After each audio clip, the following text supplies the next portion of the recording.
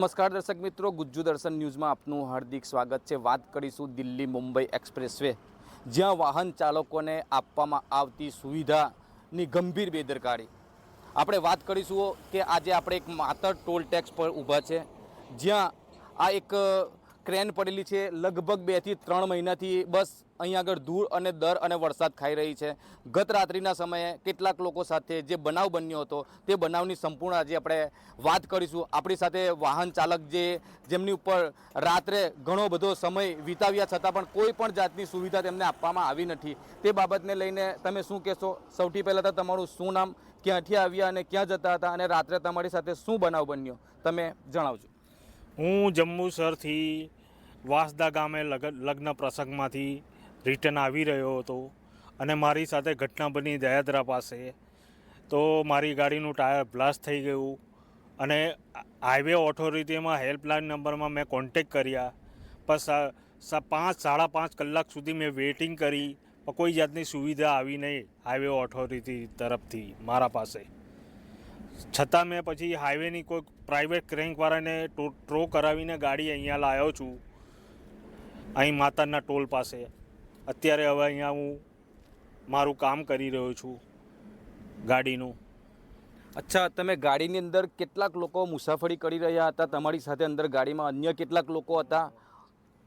મારી સાથે મારું ફેમિલી હતું, લગ્ન પ્રસંગમાં ગયા હતા અમે। 3 લેડીઝ હતા અને અમે 2 જેન્ટ્સ હતા ગાડીમાં, પણ હાઈવે પર કોઈ જાતની આ કોઈ સુવિધા જ ન મળી અમને।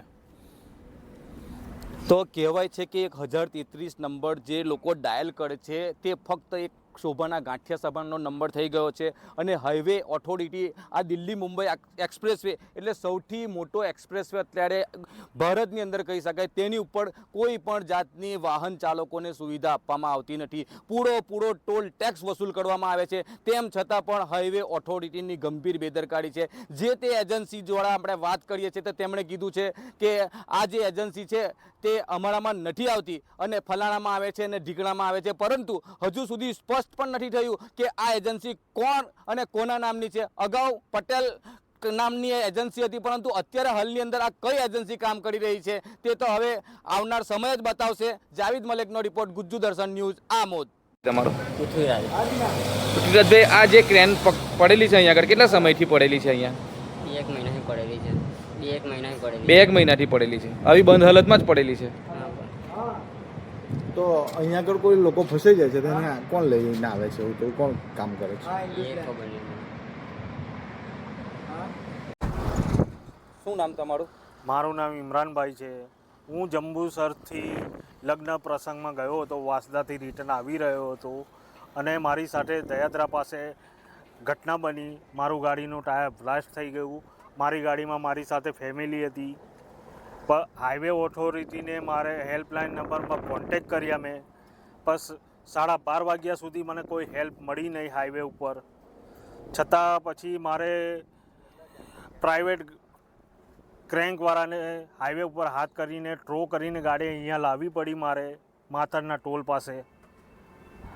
તો અત્યારે મારી ગાડીની જો હવે કામગીરી કરી રહ્યો છું।